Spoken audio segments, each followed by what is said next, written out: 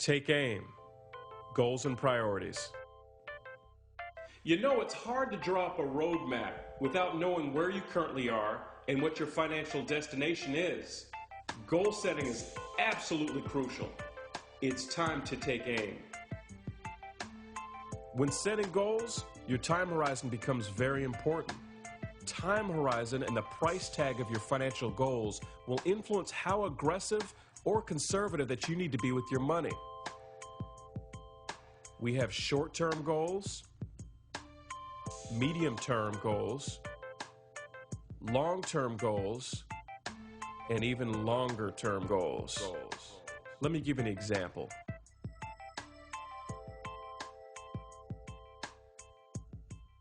Now, a short-term goal, usually less than 1 year, could be something like saving 6 months emergency reserve. A medium-term goal, which would be 1 to 5 years, might be to pay down my credit card balance.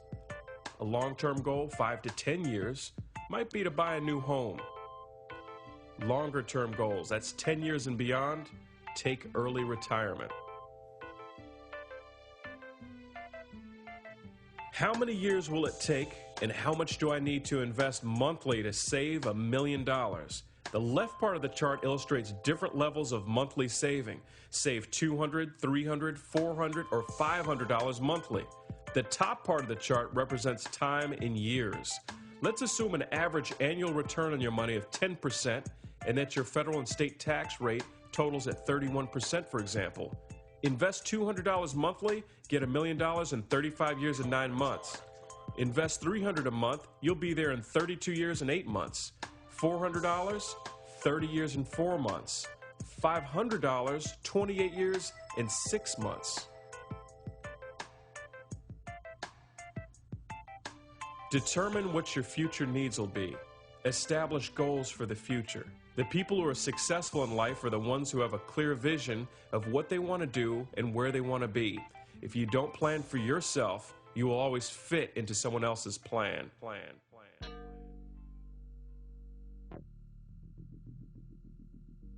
Investing 101, Practical Principles. One of the biggest factors why investing is so important is because of the effects of inflation.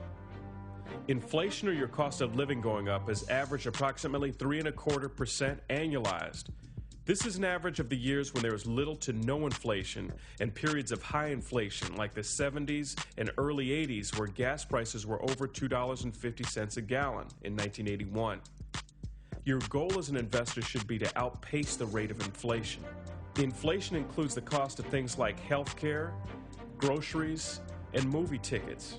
Now, I want you to think about your grandparents for a moment. If they're anything like mine, they have and will always complain about the way things used to cost compared to nowadays. That's inflation. And I'm going to give you some real-world examples. Did you know that in the 1980s, the average car cost was approximately $6,000? Nowadays, the average cost, $19,000. Let's talk about healthcare. A single day in the hospital would have cost you $350 in 1934. Today, the average cost for a day in the hospital would be over $3,000. You want your money to outgrow the rate of inflation. The chart below shows the average annual rates of return for stocks, bonds, and cash from 1926 to 2002. The average return for stocks at 10.2% drops to 6.94 when you factor in inflation. For bonds, the average return of 5.9 drops to 2.76. Finally, an average return for cash drops from 3.79 to 0.71%. This shows the dramatic effect of inflation on rates of return. One of the greatest concepts of investing is interest compounding. Compounding interest accelerates the growth of money. The interest is paid on previously earned interest and on the original principal. Let me give you an example. If I took $5,000 and it made 10% interest, that would equal $5,500. Now, if I take that $5,500, which includes the $500 of the 10% I previously made, I'll add another 10%, and that'll equal $6,050.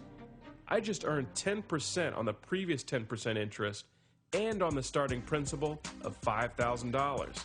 That's compounding.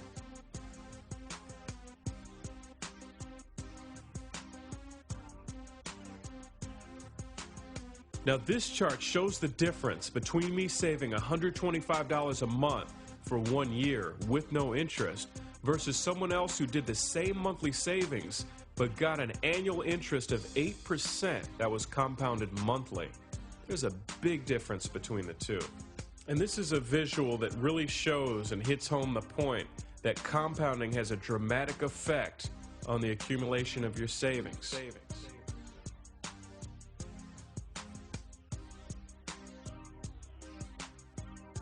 How many years will it take for my money to double?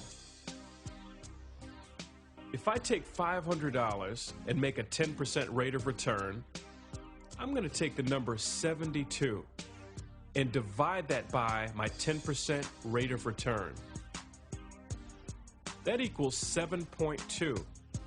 7.2 represents the number of years that it will take for my money to double. In this chart, you will see $500 grow by 10% a year. You can see that a little after year 7, actually 7.2 years, that the $500 is getting close to doubling in value.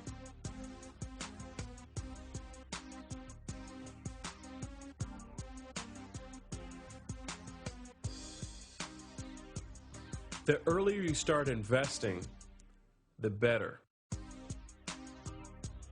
There's a significant difference in savings between people who start earlier and those who start later on in life. The investor who started at age 25 had a 10-year jump on the investor who waited until age 35.